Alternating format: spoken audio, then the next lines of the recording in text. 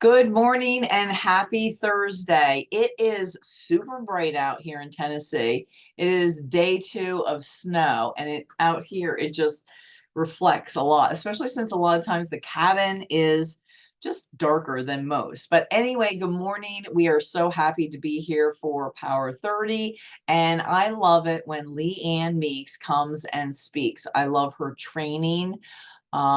It's so well thought out and organized. And what that means is that then you can take it and do something with it. Because if you don't even bother. Come on, we need to take action after she speaks. So Leanne is a senior Ruby ambassador on my team. She is a certified John Maxwell trainer, in case you weren't around the last time she taught. She's a homeschooling mom. She's busy, but she fits it all in. So Leanne, take it away.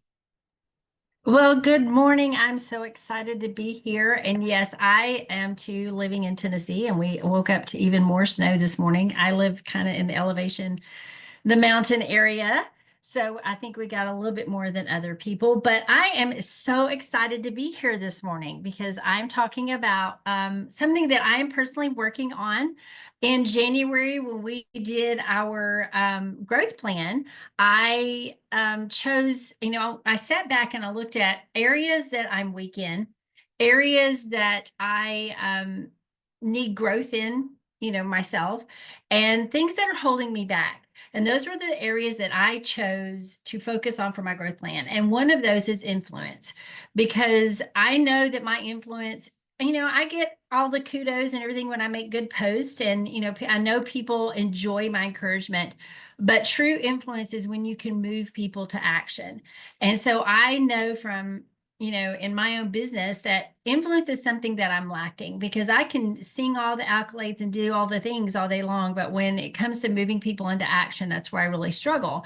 And as a result of that, it holds me back in my business. So I was like, okay, so this is one area that I need. Well, one of the blessings of being part of the Maxwell leadership team is we also have an online platform where we can go on to and get additional training. And there are specific books that he gives insights onto the book, as well as there are online courses that you can take for that book.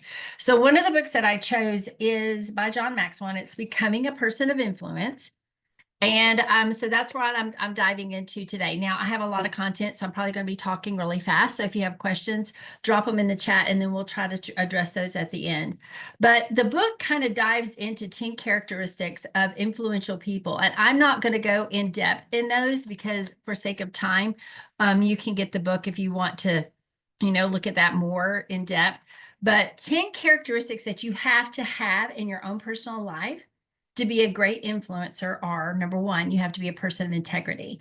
Now, in this business, we know that it could be very easy to not take the high road on certain things and fly under the radar, and nobody ever know. But true integrity is what you do behind closed doors when nobody is watching. So you have to be a person of integrity. You also have to be a person who nurtures others. That means you're caring. You look for how you can invest in them and pour into them. You have to have faith in people. I mean, come on, if you don't believe in people, you're not going to be a really good influencer. So you have to have faith in people. You have to be a good listener of people. We can train all day long, but when we're trying to influence people, if we don't take the time to stop, pause, and listen, and not be listening with what can I interject, but be listening with the true attitude of what are they trying to tell me and how can I better understand, you're not going to have a whole lot of level of influence with them. Fifth characteristic is understanding people. You have to really be able to get down to their level, see where they're at, understand what's going on in their life. And then the next four characteristics moves into mentorship of people. You have to be able to enlarge people. That means you take them under your wing. You kind of help develop them and develop their skills. You navigate for them. You kind of lay out the plan of where they need to go, where they need to grow, what they need to develop in. And then you also need to be able to connect with people and then connect people with people. And you have to empower people. Now, when you empower people, you set them up for success. So you're wanting, actually, a good leader wants the people that they're duplicating and they're leading to shine brighter than they are. You want to push them to the forefront and push them towards success and rejoice when they excel and go beyond what you've taught them. And then, of course, the last one is duplication and producing influencers. Now, those are the 10 characteristics, and I went through those really fast because his book really takes each chapter, goes into one of those aspects and goes really deep into it. So if you want to dive deep into those characteristics, you can go through the book. But I want to come to you today about how to kind of review and look at where you stand on your influence level and maybe what some of the areas are that you're weak in and what are some of the areas that you could develop and, grow in. Now, the great thing about influence is, and this is what I love, influence for a lot of people is a natural talent. They just have the ability to step in and motivate people and move people to action. But not everyone is that way. Not everybody is a born gifted influencer. But that's okay because you can grow in it. You can develop it. Now, drop a 1 in the comment if you're like me. Yeah, I definitely need to grow my influence. I could definitely use some improvement in that area. And so I love the fact that we can grow, we can expand, and we can learn. And so I'm going to go through some considerations to look at for your level of influence. John Maxwell calls this the influence inventory. Now, one thing to keep in mind as we go through this, we're looking at this from a leadership standpoint, whether you are on here and you've just added your first person, or you're on here like Cheryl and is at a diamond level. If you have one person under you, you have a team to lead. And leadership starts with you and your own self-reflection. And leadership is influence, nothing more, nothing less. And so increasing your influence also increases your leadership, and increasing your leadership increases your influence. It's goes hand in hand with each other.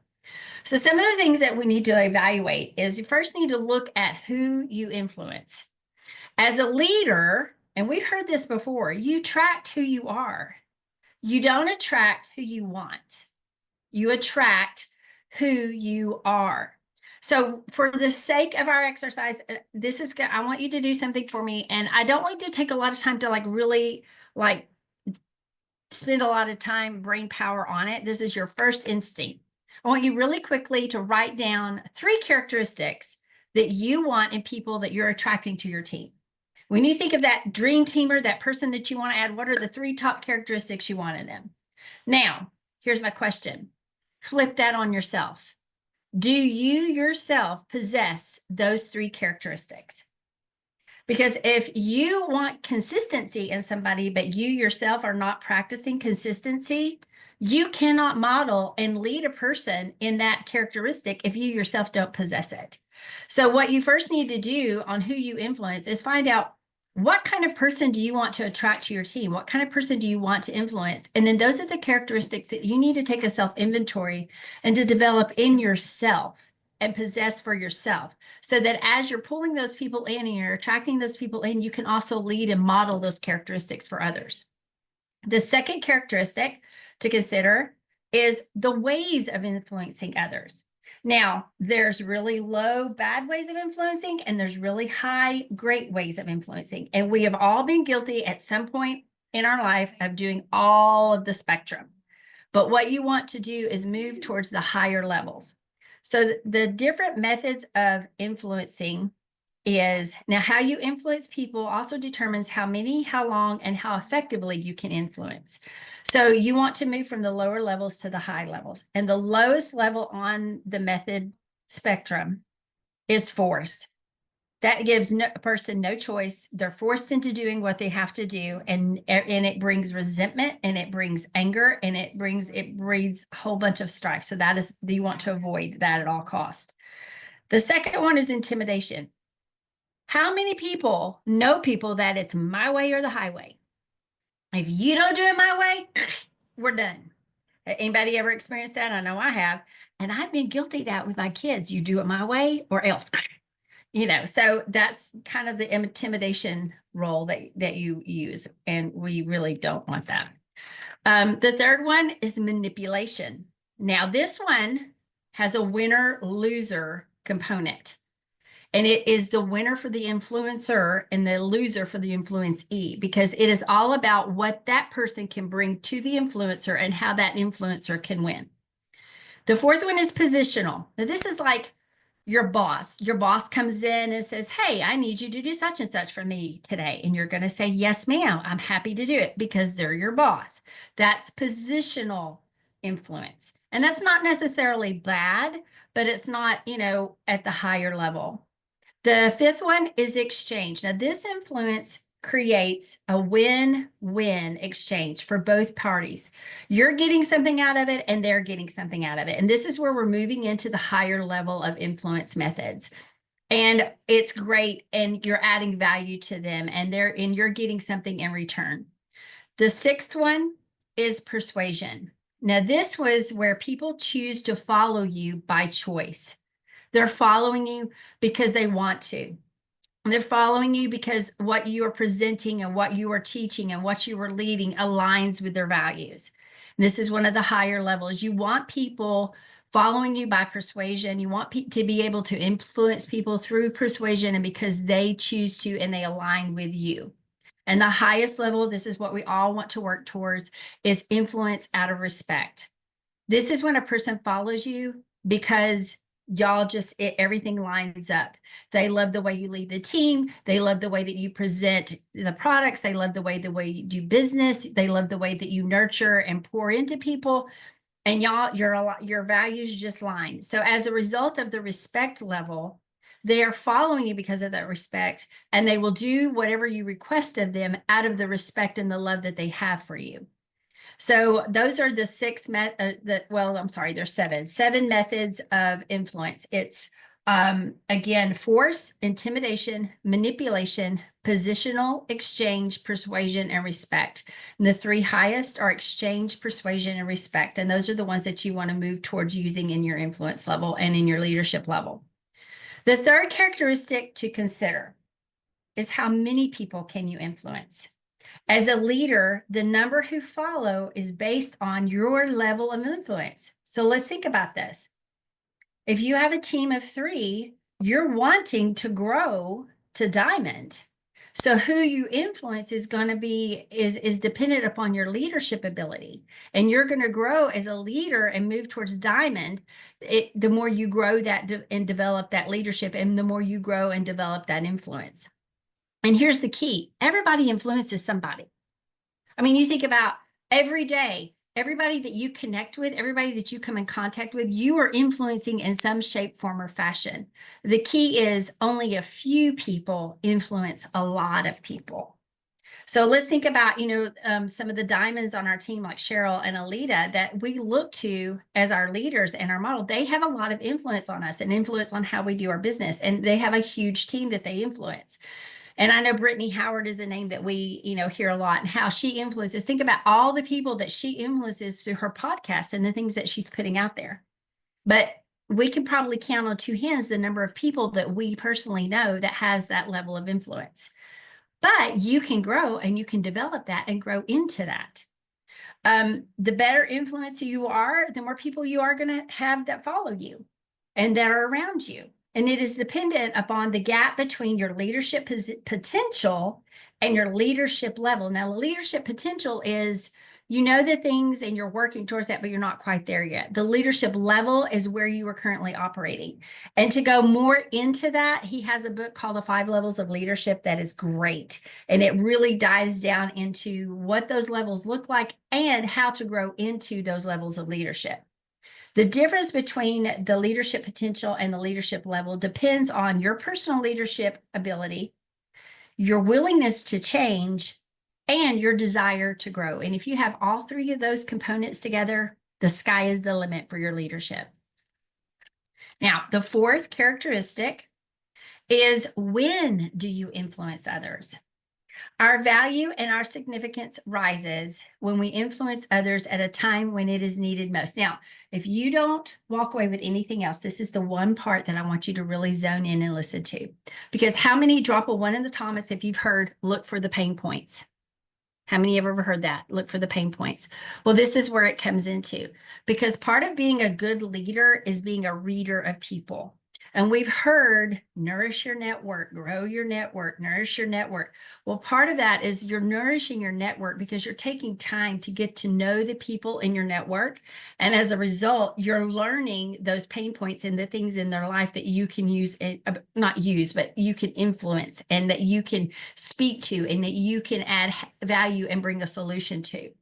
There are 3 areas that when you're learning to read people, that you're looking for. You're looking for the teachable moments, you're looking for the breakthrough moments, and you're looking for the catalyst moments.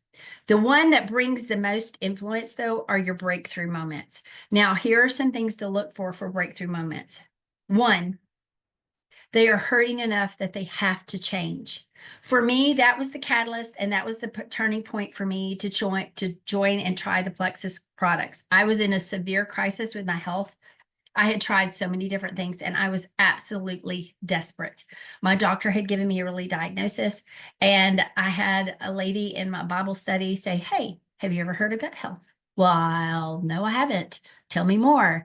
And so it was one of those things that as I learned more and got more education on it, and then I built faith in it, I wanted to change that. And so that pain point of what was hurting and what was causing me the most struggle was the door that opened for me to hear about Plexus.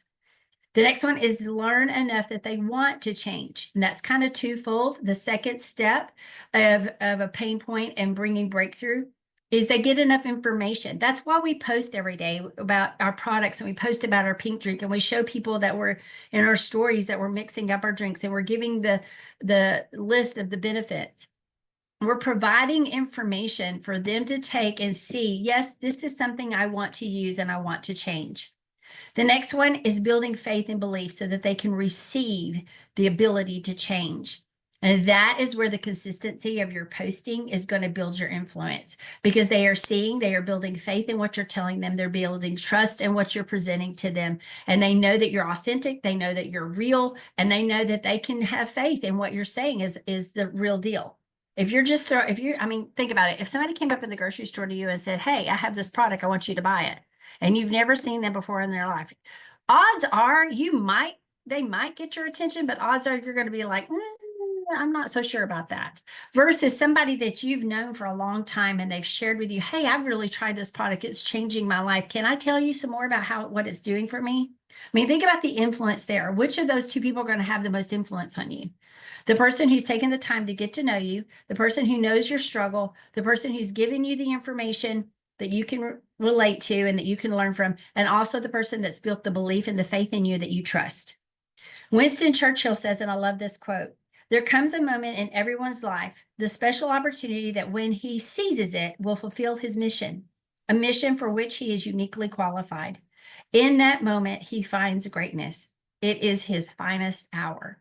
So those moments can be a really big moment, or it can be a small moment. And you never know when those moments are going to come. And you only look and find those by looking and learning and growing and understanding the people around you. The 5th one, why do you influence people? Now, this is real important because this ties into your motives. Now, hear me on this. We can all have moments where our motives are not stellar, where we've not had the greatest of motives. But here's the thing. One bad motive does not influence character. You can still have a bad motive and still have solid character. The key is if your motives consistently have a bad reason behind them, that usually stems out of bad character. And this is where you have to really do self-reflection on why. Why are you going after that sale? Why are you talking to that person? What is your intent? What is the motive behind it? And what message are you presenting? And why are you presenting it? Because why you do something will ultimately determine what you do. And your why determines your motives, and your motives influence your motivation. So those all tie together, and you have to have pure motives. You have to have authentic motives. You have to be real and true to people. Like he already said, you have to be a person of integrity. And if you're not a person of integrity, you're not operating out of integrity, those motives are going to ultimately show, and it's going to affect your influence. Where do you influence others? The position doesn't make the leader. The leader makes the position.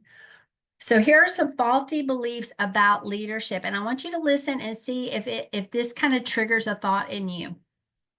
If I'm on top, if I'm not on top, I can't lead. I have to have a really big team to lead. No, you don't. How you lead one is how you're going to lead 20.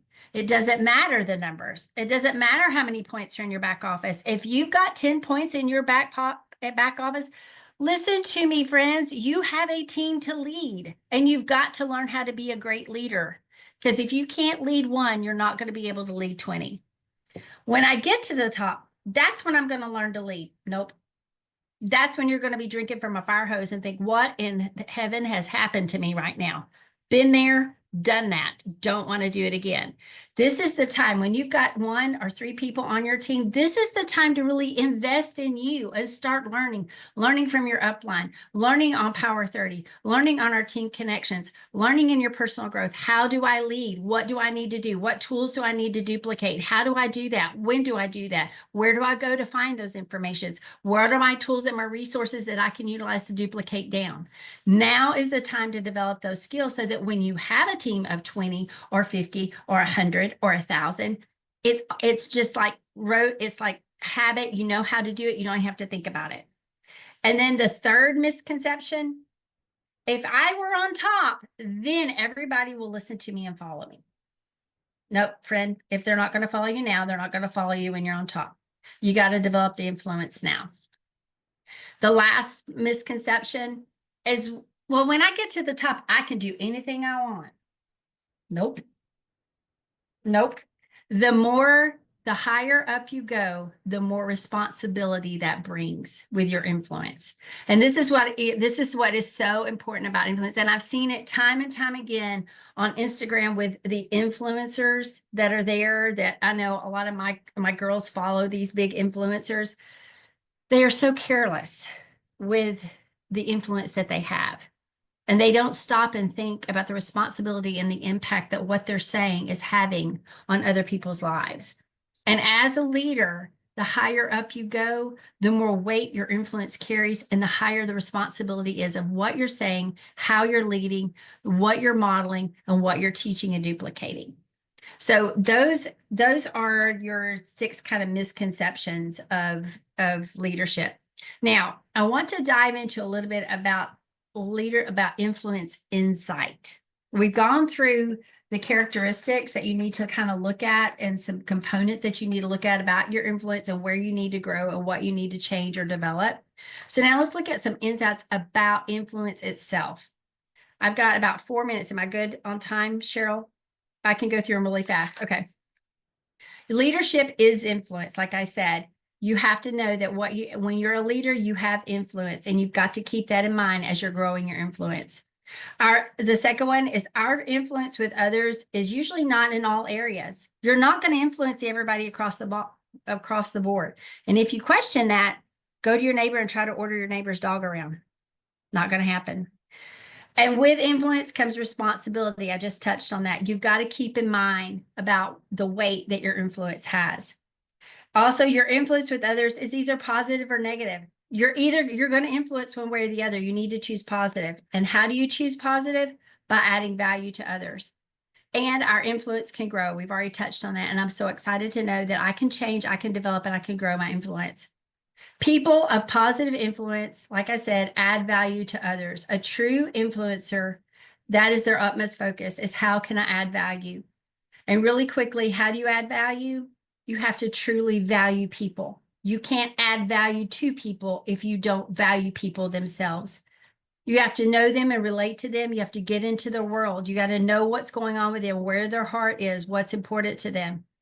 And you have to make yourself valuable through growth. The more you grow, the more you know, the more valuable you become. And the more valuable you become, the more value you can add. The more value you can add, the higher your influence. And ultimately, if we do the things that God values, it brings eternal satisfaction, and our influence will have a positive impact and add value to others. So, Cheryl, I think I did good. I was trying to push through it really fast, but that's all I've got. If anybody's got any questions, I wasn't paying attention to the chat. So Yeah, just let me you know. did great. I love that. I love that so much. And every time you teach with, from John Maxwell, I am just reminded of what a great leader he is, and just really how blessed are we that we get to learn from him, right? And just so good. You know what is so interesting? And then we'll go, because we have mastermind. Remember, people, I told you, Ruby and above, you get to be part of our, I don't know, I'm going to say, we used to say $1 million container, but I'm just going to say $5 million container. I love that you, believe it or not, that you said one bad moment doesn't lead to a loss of character. We all have moments that you think, man, but you can't drag yourself down for one moment. We're not expected to be perfect. We'll never be perfect leaders. But if we can always be one of character in how we influence our teams, boy, that is top notch. Leanne, that integrity is number one on my team. Everyone knows it. Like, we hold integrity, we don't cut corners. And so thank you so much. Everyone, let's finish the month well. And I'll post a graphic, but there is no power hour next week because of the cruise. There's no team call, but what we want you to do is tune in to everything corporate. Monday night, corporate opportunity. Wednesday, Spanish. Thursday, product. Okay, let's go.